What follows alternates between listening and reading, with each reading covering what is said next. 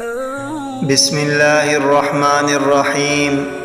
نابالغ بچے کی نیکی کا ثواب کس کو ملے گا؟ سیدنا عبداللہ بن عباس رضی اللہ عنہ بیان کرتے ہیں کہ نبی کریم صلی اللہ علیہ وآلہ وسلم مکہ سے مدینہ کی طرف واپسی کے دوران روحا کے مقام پر تھے کہ آپ صلی اللہ علیہ وآلہ وسلم کی ایک قافلے سے ملاقات ہو گئی۔ آپ صلی اللہ علیہ وآلہ وسلم نے انہیں سلام کیا اور پوچھا، تم کون لوگ ہو؟ انہوں نے کہا، جی ہم مسلمان ہیں۔ پھر انہوں نے پوچھا، اور آپ کون ہیں؟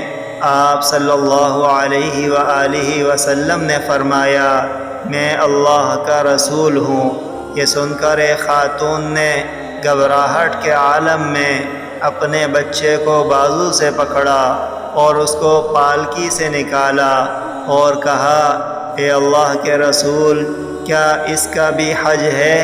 آپ صلی اللہ علیہ وآلہ وسلم نے فرمایا، جی ہاں، اور اجر تیرے لیے ہوگا۔